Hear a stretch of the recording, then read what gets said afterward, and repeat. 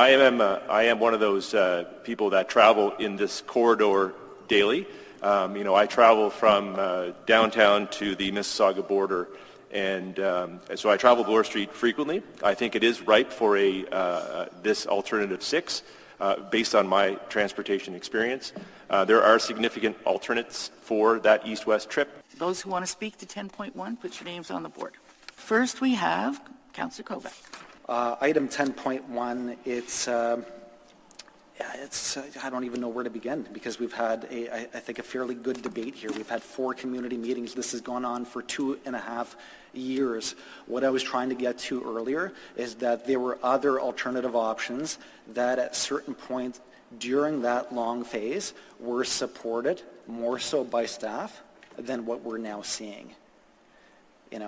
Last year, March, April, May, what I was referencing earlier, we had really strong buy-in by Transportation Works and by the City of Mississauga for and on Alternative 5. We did. And during that period in the spring, you had cycling advocates. We have a couple actually who are here right now. I don't know what they personally believe, the couple who are here, on Alternative 5 versus Alternative 6, or maybe versus another alternative that we're not talking about right now. But Mississauga Cycling Now, that's right, they were supportive of Alternative 5. You have many residents who don't want any change at all, so they don't want to move off of having 4 travel lanes. We had, of all of the comments that came in on the website, written in, communicated in person, or virtually at one of the 4 community meetings, not making this up, this is what we have recorded, 47% of all of those comments not in support of the project. So what it tells us actually is that 53% of the people do support Bloor Street Integrated Project, of all the people who wrote in. That's true. You're shaking your head. No, I'm saying it's true. It's a fact. It's recorded. 53%. So now I don't know what the answer is. Of the 53% who support Bloor Street Integrated Project, through those 4 town halls, what percentage prefers Alternative 6, what percentage prefers Alternative 5, or something else? So I'm asking either the Commissioner or Jeffrey Reid, do you have that number?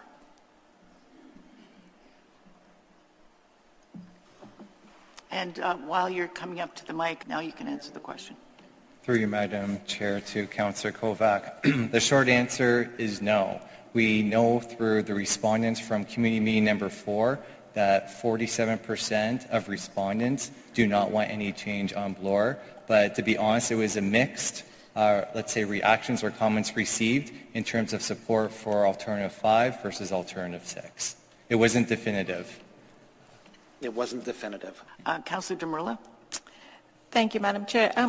Athena, here is one interesting point, and it's something that I want to ask staff, which is, when we hold public meetings, and I know that we hold public meetings to get community feedback, you want to get the input, but it's not a poll or a vote. Through you, Madam Chair, to Councillor Demerla. So I think it's a nuanced approach wherein, the feedback is captured from the public meeting. I think we would look to capture all the comments we receive and look to decipher, what are the broad, overall objectives that people are trying to discuss. So I think it's a nuanced approach where we look to, capture all the comments that were received, but also then work as staff to summarize those comments and then meet with the ward councillor to go through those comments to say, okay, this is what we've heard, this is what we're hearing from the community. Jeffrey, you can stay there just in the event something comes up, and as an expert, it might be appropriate for you to stay to best answer. A resident had raised, in the event we go with 1 lane and then a center lane, so 3 vehicular lanes, so you only have 2 travel lanes.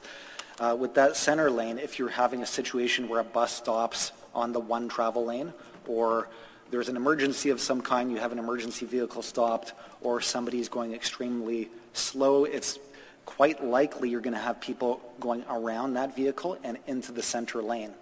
So how would you respond to concern that people would have about the potential colliding of vehicles in that center lane when you have people who are trying to get into their home using the center lane to access their driveway, in addition to people who are trying to zoom around somebody who might be going 30 kilometers an hour, or a vehicle that has stopped for some reason.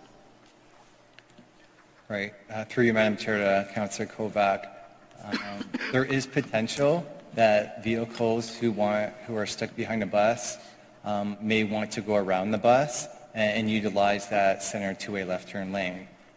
Pavement markings are advisory, and vehicles are allowed to cross that center line, and that's what it's used for.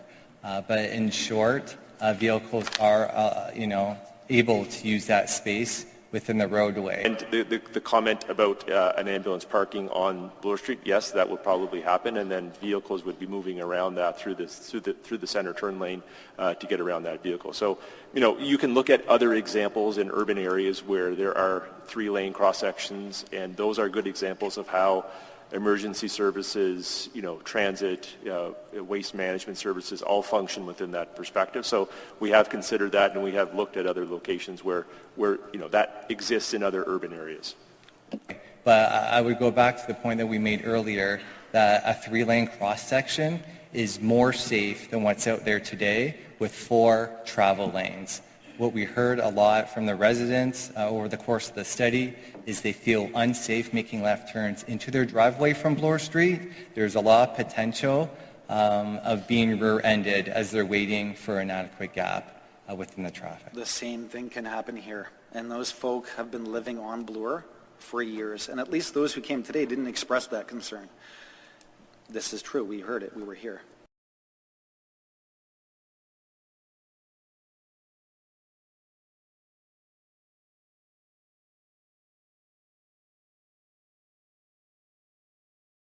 Next, I almost called you Dr. Hornick. Councillor Hornick. Thank you, Madam Chair, and thank you, Councillor Kovac. I thought you made a number of really good points. In particular, just pick up on the fact that, the consultations that you, the city, Councillor Fonseca have taken, as has been pointed out already, just to summarize, unprecedented for this kind of project that we've had. So hats off to you for doing that. And to your point on the survey that was conducted, 53% do approve of the project. And that's important because that also, surveys tend to overrepresent negative reactions to things. So there's also the many, many, many people who didn't take the time to answer the surveys, despite the fact that there was this overwhelming consultation that went into their neighborhoods. They seemed to feel fine with what was going forward, and so that's also interesting. The other thing I'd say is, to the point that the staff have made, we're doing this because we want to make sure that our city is as safe as possible. Vision Zero is something we really do take seriously, and a bike network is also a thing we need to take seriously. And Councillor Fonseca very eloquently outlined all the connections that this road has to all the other biking infrastructure in the area. And so this is an important thing. It's not something that just should be forgettable. It's also been pointed out by the staff, the center left turning lane is a safety improvement.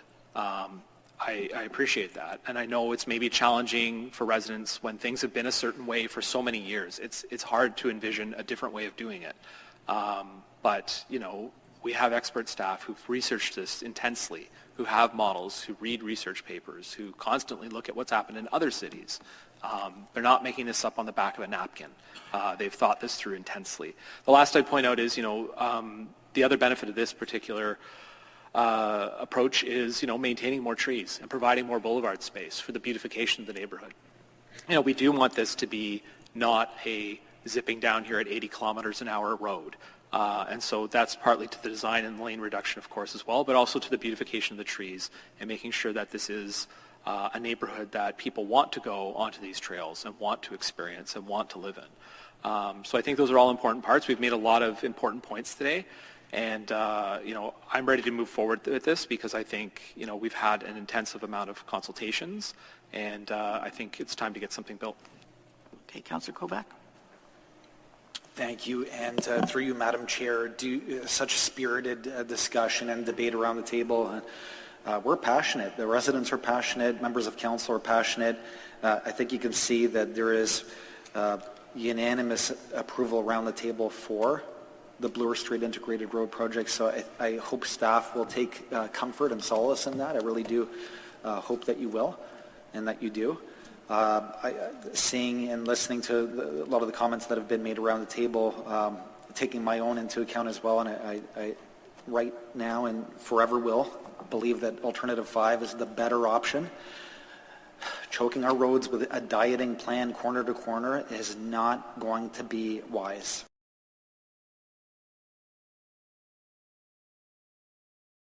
And yet we have professional staff here who do these studies. So I'm just asking you what your opinion is, because I would suggest that it's just your opinion. For you to say that this report... Staff made no effort to survey us. But for you to say that it is not a reflection of the community is just not, it's just not acceptable. None of that. You would just like to see Bloor Street paved over. Is that clear? I would take the position that any alternative is better than option 6. Any alternative is better than option